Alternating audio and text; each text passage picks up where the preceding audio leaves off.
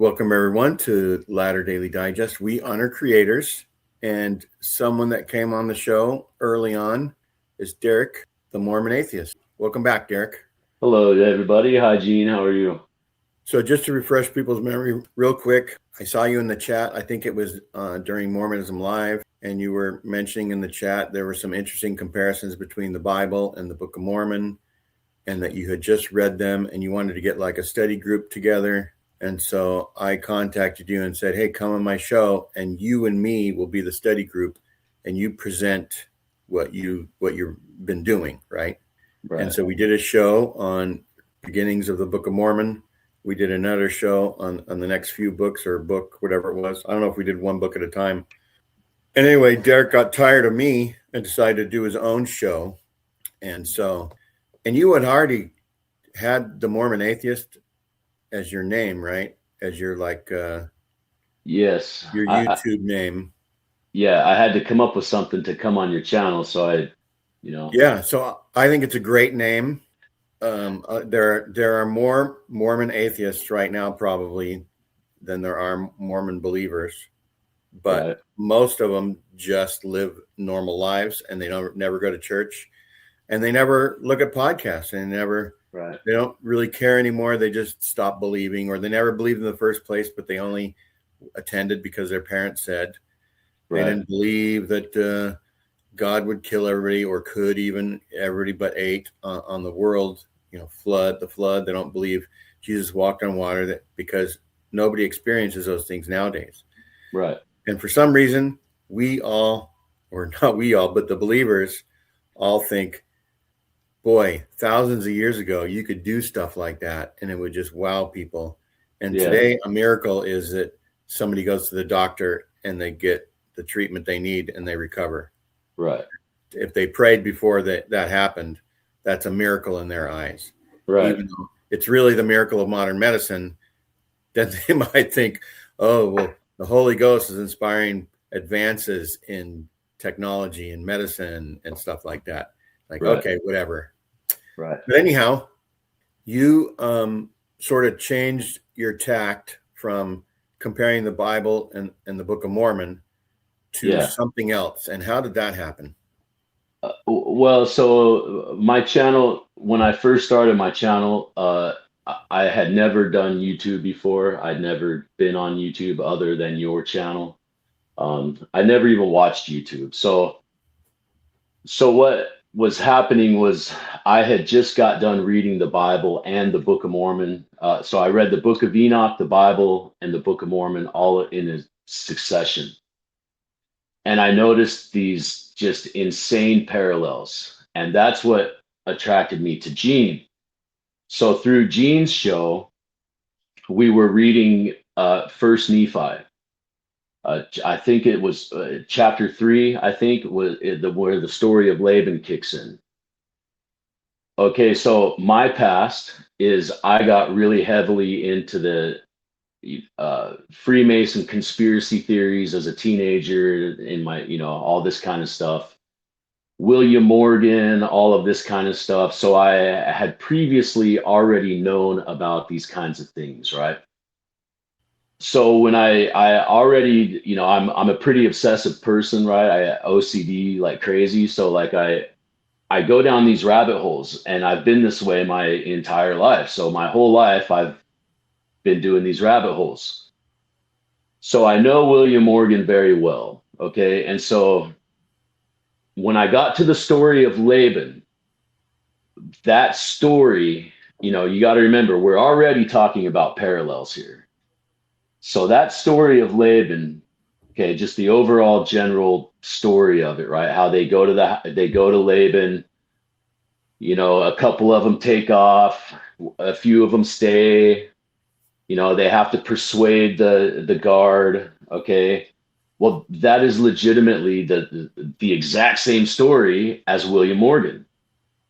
And so I am the Mormon atheist. I do not believe in Mormonism.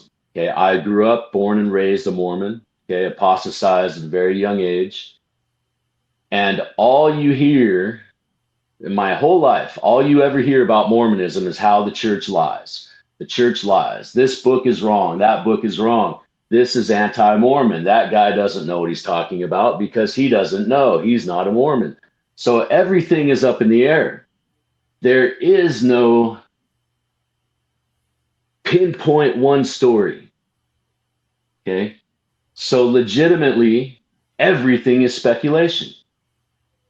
Okay. So when I read that story, I thought to myself, wow, that's amazing. So I went back and reread at the time, this is 2 years ago, I reread up on William Morgan and his story and all that stuff, right? So I'm in the Mormon mode, okay, kind of mentally, right, through these books already. And then the more I start looking into William Morgan, I start realizing all these Joseph Smith parallels. So that led me into reading what me and you would call anti-Mormon literature, okay? Because you got to remember, in my mind, I'm thinking, well, nobody knows. Like everybody is speculating. Like everybody is saying everybody's wrong. Okay. So why not just go to the actual books? And at first, I started reading scholarship on William Morgan. Okay. Now you got to remember, I literally just read all these books on William Morgan. And now I go to scholarship and I'm reading legitimate scholarship. And it's not even close to the story that is being told in these old original books.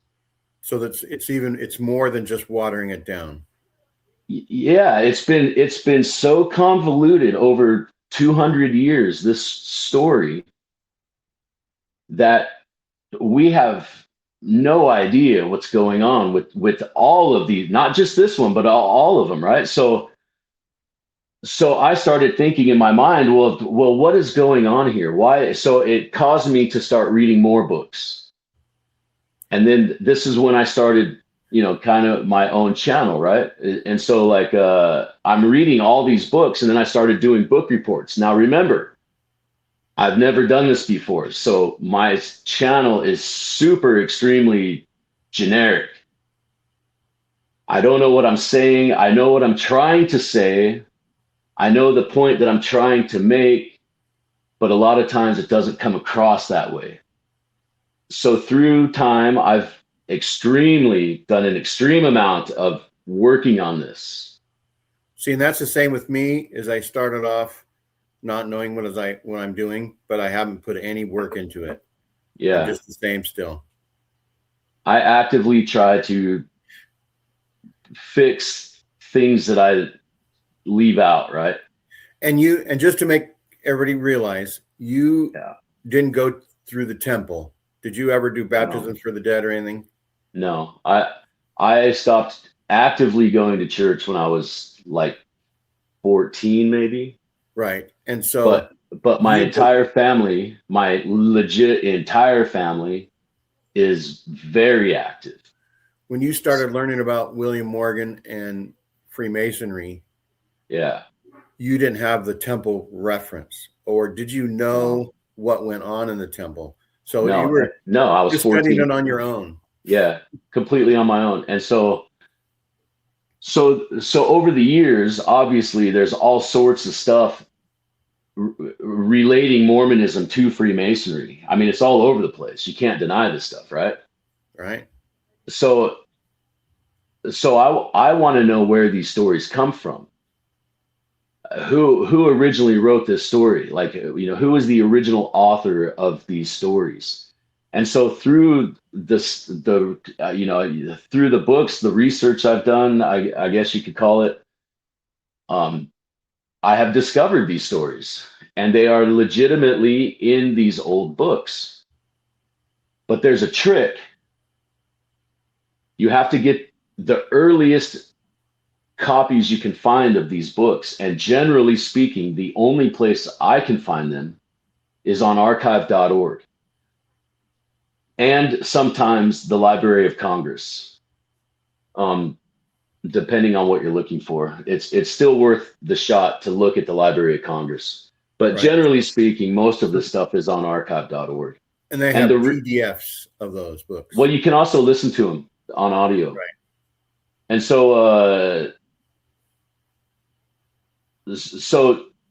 through this, I've also discovered that when I was reading the book Mormonism Unveiled, okay, I read the book, and this is what really kind of started the whole thing for me, was I read the book Mormonism Unveiled. You know, no big deal. I'm reading it. You know, there's a lot of cool stuff in there. Tells you the story about the Mountain Meadow Massacre, all this stuff, right? So I'm doing later research, and on archive.org, I searched again for the Mormonism Unveiled, right? Because I deleted it off my phone. And this 1834 edition pops up. Right. So you had been reading what year's edition? The 77 edition. And written by who? I forget. Lee? Yeah. Yes. John D. Lee. John D. Lee. That's right. But it's Hubert. E.B. Howe. E.B. Howe is the author of that book, right? In 1834. No, the 1877. If you look in the cover of that book, right, it says like published or something about E.B. Lee in that book. Okay, you can look it up. It's in there. So, anyways, I find an 1834 edition of this book, and I was like, "What the hell's this?" So I read it, and it's legitimately word for word the 1877 book. The only difference, well, there's a lot of differences, but the right. main difference, there's additions, is the John D. Lee story. Right.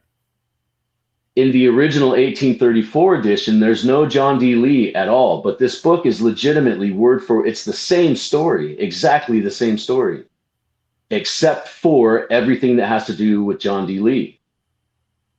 And then, so I noticed that. So then later on, okay, I was like, wow, that's weird. So then later on, I'm doing some studying on one of the papers. I want to say it was Stowell. I can't remember, but it's one of the papers that are in the 77 edition, one of the affidavits that's in the 77 edition. So I was like, just purely out of curiosity, I was like, I wonder if this is in the 1834 edition. So I go back and look, and it is in the 1834 edition, but it's totally different. Totally different. And I was like, what in the F is this? And all of them are like that. In the 77 editions, some of them aren't even included. The ones that are in the 34 edition. So this starts making me think, well, what's going on here? Like, why are these books different? Okay, so then I get to John C. Bennett. And I'm reading John C. Bennett's book, and a similar thing happens to me, right? But this time I'm reading legit scholarship. I'm reading legitimate LDS scholarship on this particular subject I was looking at, right? I say I don't use church, LDS sources, okay? But there is an element that I do have to go reference the church as sources just to make sure I'm getting my story correct, right? So when I say I don't use LDS sources, is what I mean is these books are considered anti-Mormon. So I go to the church and I say, well, what is their story on this subject? And you can legit follow the scholarship all the way back down to this book, whatever the subject is. Legitimately, you can legitimately do that. You can follow the scholarship all the way back down to that book, and you can legit see where scholarship ends. Well, gee, that's funny because I'm reading an 1842 book, and all scholarship ends on like 1867. Whenever John C. Bennett died, his book was immediately reprinted. Immediately. And all scholarship is based on that reprint, not the original 1842 book. Legit, all scholarship. But you can find that book on archive.org. You can find both of them. You can find most of them on archive.org, the John C. Bennett editions, because there's several. And you can legitimately read these books side by side, and you can see the changes in the books. You can see it for yourself. So what is the explanation for this? I don't know. The only thing that I can come up with is there is one hell of a conspiracy here. So go back to the William Morgan story, right? I start investigating the William Morgan story, right? So a similar thing happens in the William Morgan story with scholarship. They all go back to these one few books. All of them do. So I said, okay, well, let's go read those books and let's decide for myself, because the scholarship stuff, I've already learned previous that the scholarship that's on William Morgan legitimately has nothing to do with the original William Morgan story. So now my flags are up, remember? So I go to, and I start, the first book I read was Solomon Southwick. And you have that copy? I do have that copy. Yeah, I have that copy right here, actually. And so some books are reprinted from the original? Yes, so these are reprints that you have to remember. This book was published in 1827. So if somebody were to look that up in archive.org, the words would all be there, but maybe there might be a different page reference. Yes, definitely the pages will be different. And right. if you order it online, depending on what publisher you use, it's different fonts, different styles. Yes. And so how I do on my channel when I talk about this stuff, I either use like direct and I tell people this is the edition, right, that I'm using, or I say it's on archive.org. And the reason I do that is because there's so many variations that everybody can legit go see exactly what I'm saying, because my entire presentation is based on that particular book, whatever the subject is, right? Right. And so describe that book in a few sentences. Solomon Southwick's book. He is the creator of the anti-Masonic movement. He is he gave the keynote. He was the keynote speaker at the first anti-Masonic convention. So he's a big deal. Because that was a real political party in the United States. Yes. The anti-Masonic movement legitimately really did happen. Solomon Southwick is a legit historical figure. So are these other people I talk about on my channel. So anyway, Solomon Southwick is what the anti-Masonic movement is all about. They are against this religious institution called Freemasonry. And Solomon Southwick and another author, David Bernard, they both refer to this as the Church of Masonry. It's a religious institution of Masonry, is what they call it. And it's speculative Freemasonry, is what they call this stuff. And what year was that book written? 1827. But the important thing with Solomon Southwick, is he is writing as early as 1805 against this religious institution called Freemasonry. Because he Okay. ran some newspapers and other things, so he would write articles or something. He was a prolific newspaper guy.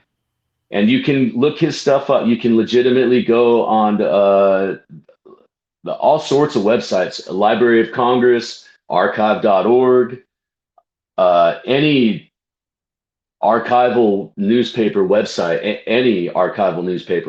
and you can legitimately look up his newspaper articles. Right. So he didn't Right. just get a sudden interest in this in the mid 1820s. He'd been working on it for decades. He's the OG. He is legitimately the OG. Historically speaking, he is the OG. And so, go ahead. What? So your podcast, have you already gone through that book, or are you going through it now? Or so I personally have read this book probably, like no lie, 100 times easy. Right. So, but are you? But right now you're doing a series. What book are you doing a series on? Oh, yes. So right now I am doing a series, and it's on this book. And what year was that book printed? This book was printed in 1827 also. This is book. It's called Illustrations of Masonry. This book right here is, when people refer to the William Morgan book, this is the book they're talking about right here. And so these books stack upon each other in learning, right? So the first book you mentioned is the first. And you read that first, and then you read this one. Yes. So they build on each other. So William Morgan comes out, and he's explaining to you what he's explaining to you the ins and outs of the religious institution of Masonry. Okay. Now remember, Solomon Southwick is writing as early as 1805 against this, but this particular book comes out in 1827. Okay, and it's scathing. It is scathing. And he's writing against the religious institution of Masonry. The Church of Masonry is what he calls it. And it builds on this book. So William Morgan tells you what everything means. Like the word cement, for example. In Freemasonry, the word cement has meaning. William Morgan tells you what that means. So you got to remember, this is 1827 Freemasonry we're talking about, not modern day. Okay, that is, exit that out of your mind. We are talking about 1827 Freemasonry and the creation of it. That's what the anti-Masonic warning is about. Is they're warning you against these speculative Masons that are creating this religious institution called Freemasonry. And it goes into very great detail, very, very great detail. So then Southwick, when he writes his book, he writes as if you should already know this stuff. So you should already know what cement means. That's how Southwick writes, okay? Then you get to David Bernard, and we're like really advanced. Show us that book. This book right here, Light on Masonry by David Bernard. This book comes out in 1829. Okay, and this book lays out the whole thing. The whole thing is laid out. And so is what I did. There's names in here, right? And there's things like the Church of Christ. There's names like Smith from Vermont. There's names like Lodum Lawson, Daniel Wells, Orson Hyde, Orson Pratt, Parley Pratt. Like these names are legitimately in these books. And they all have something to do with the death or kidnapping of William Morgan. All of them do. And they're legitimately in these books. So when me as an ex-Mormon, when I'm reading this stuff, I'm thinking, wow, that's some really coincidental stuff right there. You know, not only is William Morgan basically telling me how my church works, the ins and outs, the 12 apostles, the the temple ceremonies, the like legitimately everything in Mormonism in 1827, understand. And he lost his life because of that. Yes, he died because he's telling you this stuff, right? He got martyred Right. because of the blood oath, right? So then, uh, yeah, I forgot where I was going with that. But yes, he died. He died and he got martyred. And so, like, yeah, I totally forgot where I was going with that. I'm So you hold sorry. up the bigger book. So you reference the bigger book, but that looks My like it might take 5 years to my cover entire that book. channel, my entire channel is based on this book. Right. I've read this book so many times, I can't even begin to tell you. And I I've know heard this. you say that there's titles as well where they don't mention names, but they say titles like the magician does something. Yeah, And what are the yeah. other titles of So there's the painter, the painter? there's the hatter, there's the lawyer, and there's another one. I don't remember off the top of my head, but these are in Southwick's book. This is so Southwick, you have to remember this is Masonic. They just killed Morgan. Okay. So people are afraid. So they're writing in this like odd style, and you have to pick up on that. Okay. You got So to keep this stuff in context. so I'm going to say right now, Yeah. also Joseph Smith, when he was receiving a lot of his revelations from I don't know, 29 or 30 to 1835, in the Doctrine and Covenants, if you get a hold of a Doctrine and Covenants that's more than like 70 years old, it will have code names as well. Oh, It really? won't say Joseph Smith received a revelation. It'll say like Enoch received a revelation or some other name. Joseph Smith is referenced like with 3 or 4 code names, and Yeah. other people are given code names. And so Yeah. that matches what you're saying is like they were being secretive about those books. Yeah. Joseph Smith was being secretive about who in his church was getting code names and trying to Yeah. protect the actual names of people at first. So historians had to go back in Mormonism and try to think of who they could have been talking about. And I don't know when they did that, but it happened. Yeah. So this stuff is really interesting. Now you have to remember. So in the anti-Masonic movement, okay, they are referring to this. They legitimately call it a pretended religious institution, and it's called Freemasonry. Okay. Now in the anti-Mormon literature, the Mormons are always referred to as the pretended institution of Masonry. Okay. So So it's almost there's, like a wolf in sheep's clothing. They're yeah, saying it it's switches. yeah. And these names, like the Church of Christ, is all over in these books. So is what the premise of these books are about, is they're telling you that the Church of Christ facilitated the death of William Morgan and so this is an allegory. William Morgan is the bridge from the old to the new, right? So it's the old operative masonry to the new speculative masonry. Now we have speculative masonry to this thing called Mormonism. Okay. And so William Morgan is that bridge. He's bridging that gap. He's the martyr. Okay. And so the Church of Christ facilitates. And so in David Bernard's book, in the introduction, David Bernard tells you how this entire thing went down. David Bernard was in the pub, okay, when the group of guys were talking about how they were going to execute the death of Morgan, right? And David Bernard says he went off to Kentucky and conducted business, right? And when he came back, he had learned that William Morgan had died. Masonry was dead, he said. That masonry was dead. You understand? These words have meaning, right? So he felt it was his patriotic duty to take William Morgan's book and write it and leave off at the places where or to add to the places where he left off. And so there is no one place in this book where you can reference that's William Morgan's book right there. No, it's not complete. William Morgan's book is not complete.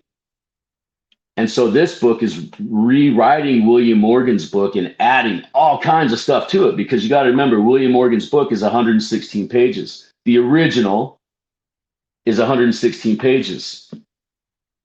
A period of time goes by and his book is complete. Okay.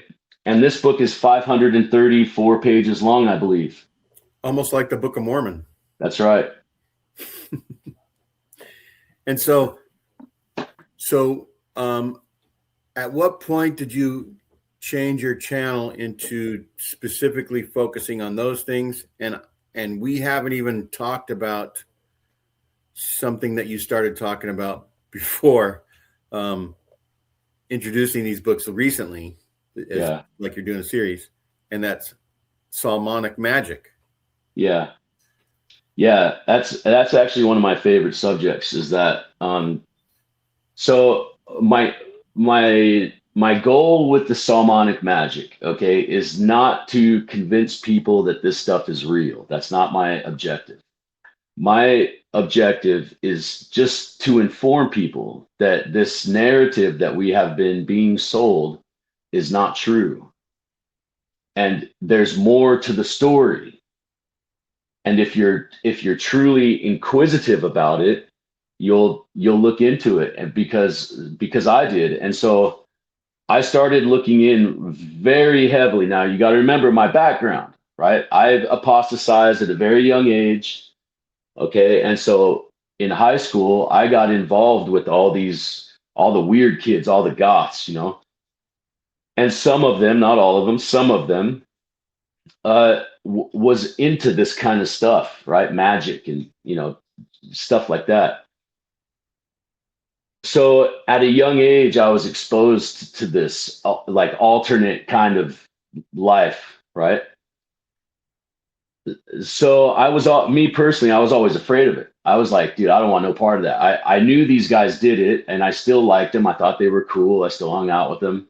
But when they did their stuff, I didn't want no part of it. Were you afraid if you disrespected them, one day you would wake up with a tail? Well, you have to remember that I grew up a Mormon. I was born and raised a Mormon, right? So like, to me, that stuff was like, dude, I thought it was cool, don't get me wrong, but I personally did not believe in it. And I was like, I don't want any part of this. Right. Right. Okay. So just interesting. Yeah. And so with that experience, right, all these years later, as I'm studying and learning this, okay, I'm also learning the Masonic magic of Solomon and what that represents. Okay. So once again, we're in these parallel modes, right? And so I'm thinking, wow, this stuff is incredibly similar. So then I start going down the magic rabbit hole and trying to identify which specific magic we are talking about here. Like, is it Enochian magic? Is it chaos magic? Is it planetary magic? What is it, right? Is it folk magic? Like what? So I started looking up the definitions of what these things even meant, how it pertains to Mormonism, Joseph Smith, the occult, Freemasonry, all this stuff, right? Really did this deep rabbit hole dive, right? Come to learn that the occult is a plural word. So, okay, well, gee, that's interesting, because I thought the occult was just like everything was the occult, right? Right. Okay, well, no, this is how we learn, right? Is you learn stuff that you didn't know before. Rather you believe in it or not, you're still learning, right? So I'm going down this rabbit hole. And so now it's like, okay, well, the occult doesn't work anymore. So what specific type of magic is this? So I start really diving into all of the early original books on Joseph Smith and his magic stuff. And this is all stuff you can Google, you can chat GBT, all of it. It'll give you the original stories of these things. You can ask it, where does this story, who was the very first person to ever write this story? And chat GBT will tell you. So you can go there and you can find the book, go to archive.org, and you can read the book. And you'll get the original story of this stuff, right? So I'm doing this. Every single episode on my channel is not about Salmonic magic, but it's about these books and these authors, and I praise these authors, right? And so I'll say one thing: you don't want people to go back necessarily and watch your first 2 episodes on my channel because you're just a rookie. You're sweating. You're trying to get used to talking in front of a camera and reading a book and stuff.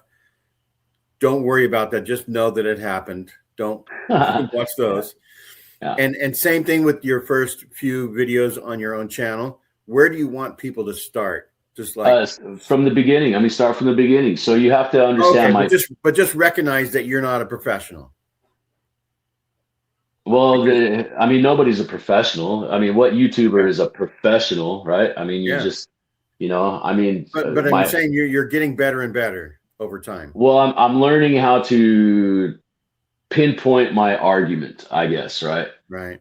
And so like I'm learning this stuff, right? And so when it comes to these subjects, these are 3 totally different subjects here. And so I bounce around on all 3 of these subjects on my channel, right? So I'll do a couple of videos on the magic, I'll do a couple of videos on the books, I'll do a couple of videos on, the authors of the books, and so I get into this stuff, right? And like and so through this, going through these magics, you start to learn that this is not folk magic.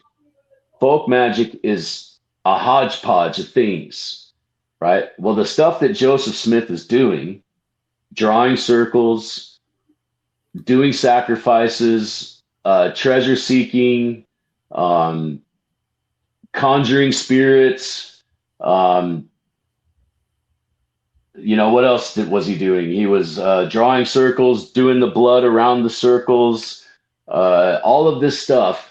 I know their family had all carried parchment that had special instructions or things to ward away spirits. Yes, all of those parchment papers, you can Google them online. You can Google them all. The Joseph Smith Jupiter Talisman, there's like 4 parchment papers. You can Google all of those, enter them into ChatGPT, and it will tell you exactly what those are. And all of them are Salmonic magic, all of them. Okay, and so now we're building something here. We're like, okay, well, gee, all of the stuff that he had in his possession, that the legit church itself, the Sword of Laban, all this stuff has meaning in ceremonial magic, right? Which is Salmonic magic, which relates to Freemasonry, which is in Freemasonry called the Magic of Solomon.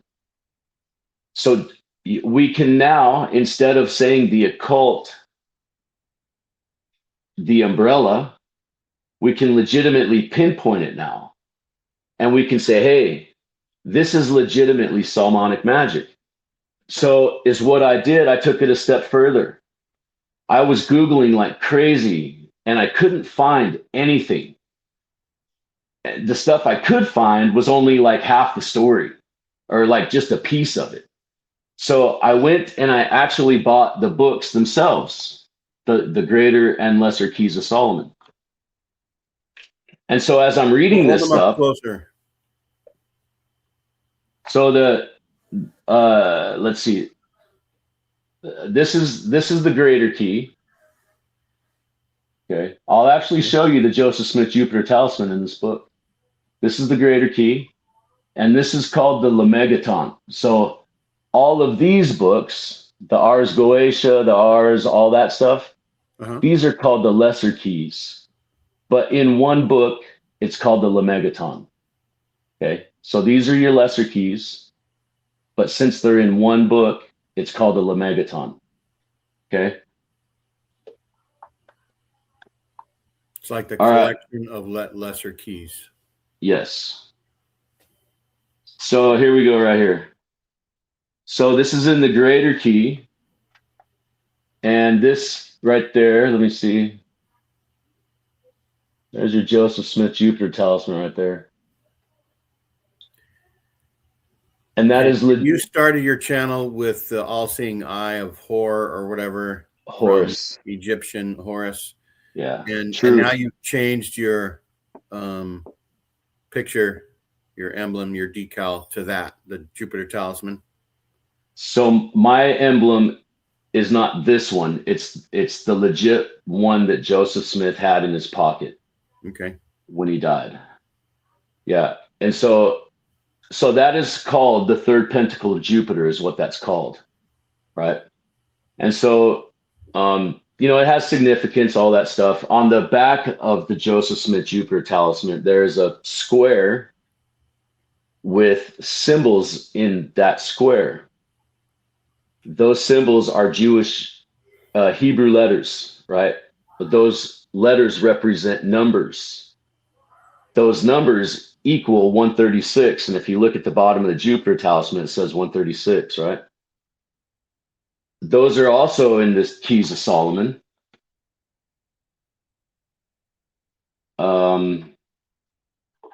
Look, we also have the Sword of Laban. Tells you what it is, how to use it, what it means, what it represents. That's your ceremonial sword. And on the other side, it has your circle with, knives, sickles, how to, and it tells you how to anoint them and consecrate them.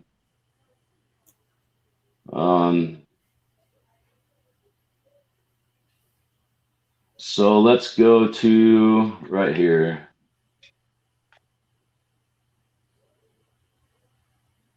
So this is not the exact one, but this is a I'm just strictly showing you this as a reference. This is not the exact one. You can go and look, right?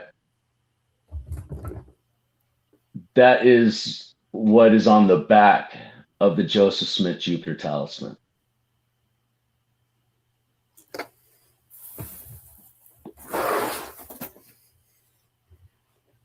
Now you have to understand ceremonial magic. Your immediate reaction is, those aren't exact. Okay, they represent, it's a representation, right? They represent the intention, the intent. So there's certain markings on there, the squiggly marks and the circles, the X with the circles on, those are imperative, right?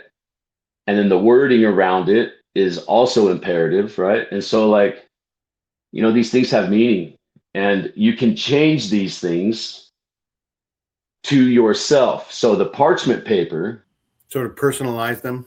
Yes, the parchment paper, a lot of those symbols on that parchment paper, you can legitimately look up, right? That is called a layman. It's not, the technical term for that is called a layman, right? You can actually look that up, that particular one, right? Well, all of them, you can look them up, and it will tell you what is necessary as it pertains to the ceremony aspect of the magic. Everything else is personalized. The date, all that stuff, right, is all personalized, but it all represents the intent of what you're trying to do. Right. And you were saying something about, in magic, you have to use the words the right way. Yes. You have to have an intent. Yes. And all those things. Yes. And we see representations of those things in like the sacrament prayer, in blessings, certain things that the church does. Yeah. Stuff that's done in the temple has to be said exactly, using the right words. Yeah. And so anyway, that just shows that they're related, right? Yeah. So, you can literally trace. You can literally trace the stuff. So in Freemasonry, the magic of Solomon, okay, is legitimately based on King Solomon of the Bible, right? The magic of Solomon that's in the Bible. That magic of Solomon is related to the Greek magical papyri.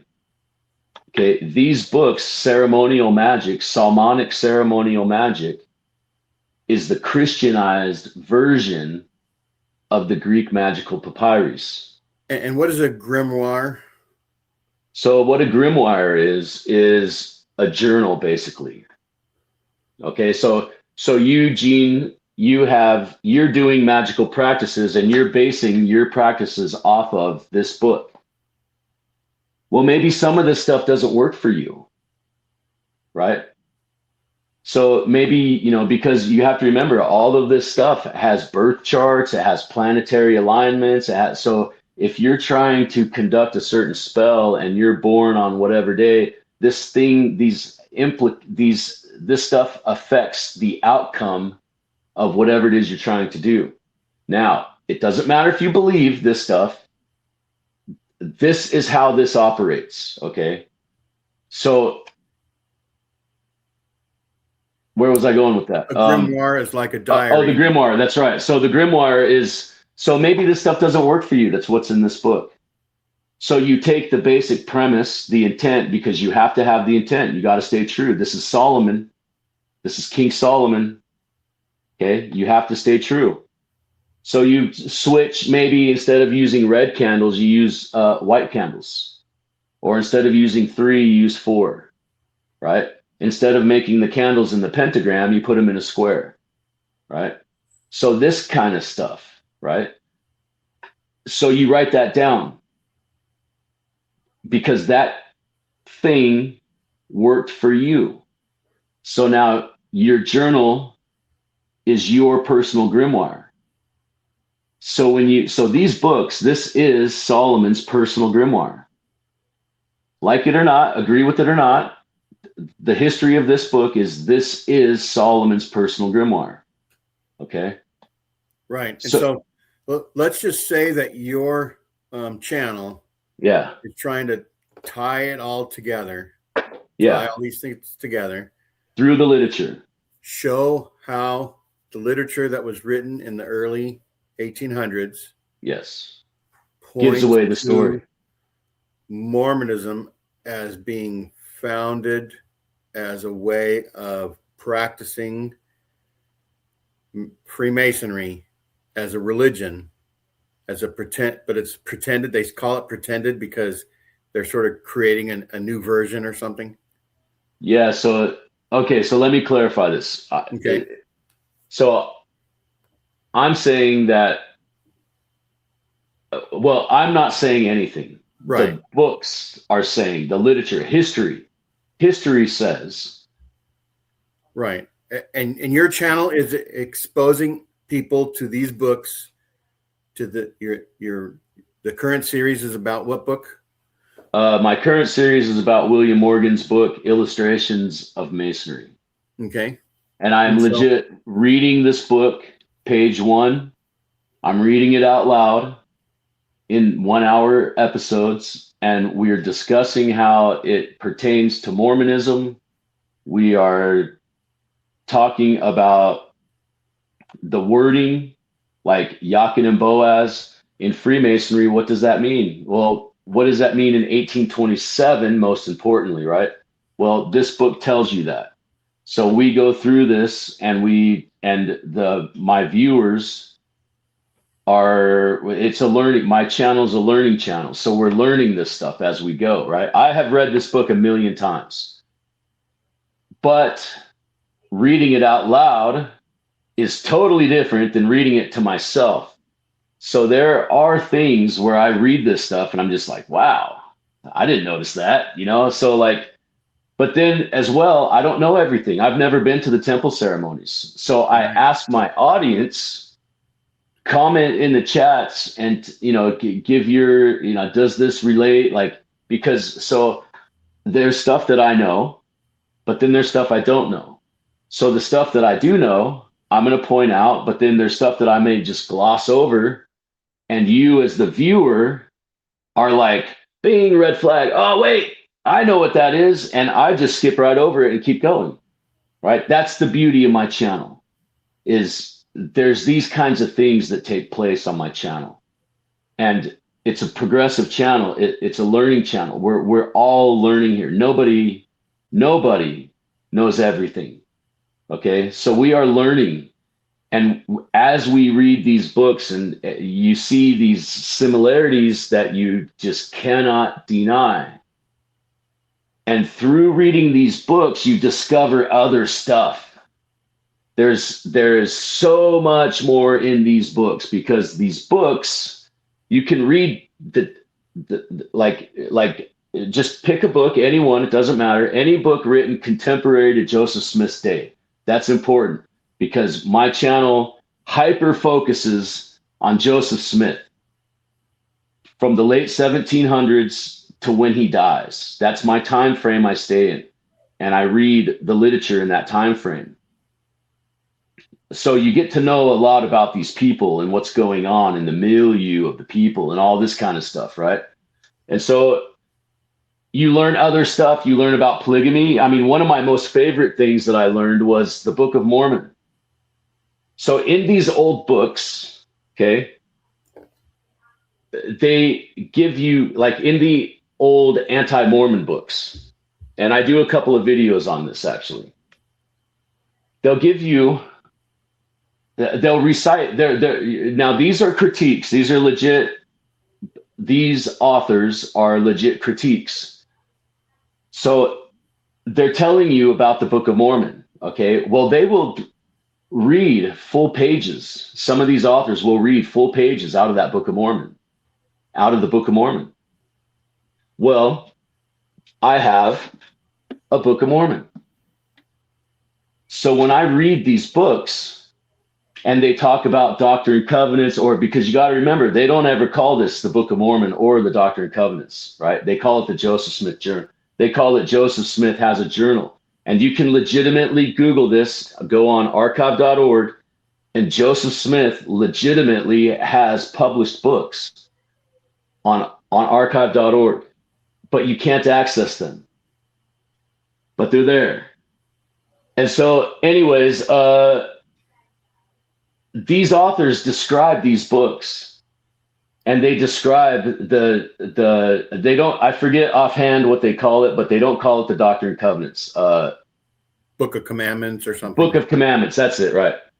And so, which I also have the Book of Commandments as well from the Church of Christ. I actually legit have the Book of Commandments from the Church of Christ. And so I don't have it here right now, but I do have it. So anyways, they give you these passages. So me being me, I'm super inquisitive. I go and look those passages up, okay? Because it will tell you, omni, whatever, right? Verse, chapter whatever, verse whatever. So you go to your Book of Mormon and you look up omni, chapter whatever, verse whatever. It's not there. Well, what the hell? Because this guy is legitimately reading out of the Book of Mormon.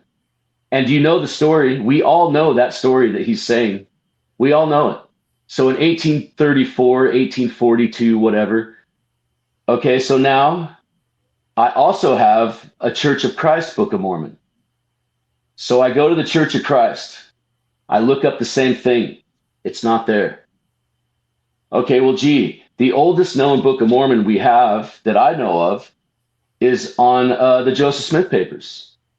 So I went there, and it's not there. So what Book of Mormon are these authors talking about? Okay, so this put me on a whole nother deep dive. When was the Book of Mormon, like, when did it get chapters and verses? When did it get headers? All of this stuff. Because the Book of Mormon that's on archive, or that's on the Joseph Smith papers, has headers. It also has verses. I don't remember if it has chapters. It might have chapters, but it certainly has headers and dividers. Those headers, you can Google this, do not come out until like 1921, partial headers. I think it's 1921. So how is that Book of Mormon the oldest Book of Mormon? Not only that, they use words like instead of omni, it's omen. And this, I can legitimately, give me some time and I can legitimately find this for you. I did a whole video on it, actually. Are the Joseph Smith papers a fraud? I did a whole video and I lay out this entire case. This whole thing I'm telling you right now is in that video. That's right. And I'll just say the purpose of this show right now is to lay out what your channel is about and what you're doing. Crazy stuff, right? And how often do you come out with an episode, and what does 2026 look like for you? So I come out with episodes all the time. I'm complete random. So it could be 2 a week, it could be 2 a month. So in the last 2 weeks, I've done 20 episodes. Wow. Just on William Morgan's book. My channel is not just only about William Morgan's book, but the last 20 episodes are strictly about his book. So 2026, we are going to go into Solomon Southwick. And I really have to come up with some kind of a new approach to this, because when I started William Morgan's book, I actually asked my viewers if they would be interested in this. And my feedback was like overwhelmingly positive. So I was like, all right, here we go, and so this book this edition is only 103 pages long. And I'm on page 88 and I'm 20 episodes in. Each episode is an hour, and that is too much. That is far, far too much. So Southwick's book is 128 pages and Bernard's book is 534 pages. Okay, so you can do the math. You have to pick some important topics to talk about and go through them maybe topically or something. Well, so I've already done a couple of videos on Bernard. Well, I've done videos on all these books. Right. But as far as like spelling it out to people, because some people aren't getting it, they're not understanding. So it's like I feel like I have to, my dad used to say, I grew up in the construction world, right? So my dad used to say he owned the company. When we would have a stupid employee, he would very sarcastically say, "Do you need me to draw you a picture?" So I feel like 1,000 words. I feel like that's what I need to do with this stuff, is literally draw pictures. And so that's the point of reading the book. But and my viewers love it. They absolutely love it. But it's right. It's too much for me. People watch the episode and go down and review the comments in case some of the commenters are adding to yes. My channel very, very much is an interactive channel. It depends on comments, viewers, like and subscribe, the videos, the comments, all that stuff, because my channel will never be monetized, because this information, I understand what I'm saying, right? And it's crazy. It's crazy, but it's legit real history though. To me, that's the real crazy part, is this is legitimate real history. And so I don't know. I don't know. I just, I'm talking about it. I'm presenting it. People can do with it what they want. There's many, many rabbit holes within rabbit holes within rabbit holes. And it's a fascinating subject. And, when you get into this stuff, it will change your perspective. That's for sure. When you start getting into King Solomon, especially when you start getting into King Solomon and what that represents in Freemasonry and the magical aspect of that and how that pertains to the Bible, it will definitely change your outlook on life. That's right. And if you're old like me and you were in the temple when you actually mimicked the ways that you would kill yourself rather than tell the world about the secrets of the temple, you might find this even more interesting. I don't even know if the current temple ceremony resembles anything of what was happening 40 years ago. But anyway, thanks, Derrek, for coming on the show. And this is a good overview. So people who are interested in the things that Derrek's talking about, or even if you just want to sample some things, head on over to the Mormon Atheist, check out some things. I know that you used to record and then edit, and you have like 5 shows like that, but you decided just doing lives was just the way to go. Yeah. Far easier to do it that way. And I know I so many times I dread editing the videos that I recorded just because. So what I do is I'll heavily edit the first 5 or 10 minutes, and then people are still watching. I'll let them watch all the coughs and hiccups and pauses and stuff in the last half of the show. And not worry about it too much. So I do have shorts, but those shorts, I created those shorts before I even did any videos. So and I've never done any since. So all the comments that are on the shorts, I don't even comment on. I don't nothing. But on the videos and the lives, if you comment, I will 100% reply to you. I reply to every single person that replies, except for the shorts. I don't do anything with the shorts. So yes, like and subscribe to the channel, please. And let's jump in the time machine on my channel and go back in time. So maybe the goal for 2026 is to get over the 1,000 subscriber mark. And hopefully we start right now by sending over a few dozen people. I know that when people watch a video, there could be like 500 people watch a video and sometimes only 5 people comment. So like 1 out of 100 interact and things like that. And some videos that I've done have like I get 3 or 4 new subscribers for it, and some I get 17. You just never know. Yeah, you never know. My channel is very much an interactive channel, so there is requirements on my channel. Like you do have to be inquisitive. If you're inquisitive, you're gonna go look up this stuff, and I say on every episode very often, please, I encourage you to fact check me. I encourage you on everything. Right. And these, it's not like these books are hard to get. They're on Internet Archive. Yeah. And free. They're free. Include a link of one of the books on Internet Archive in the description if people want to head there. All right. Yeah. Derrek. Yep. Thanks for coming on the show. Everybody have a happy new year. 2026. We got 360 more days ish right now. We'll see what happens. Yeah. All right. Like and subscribe. Thank you. Bye. Bye-bye.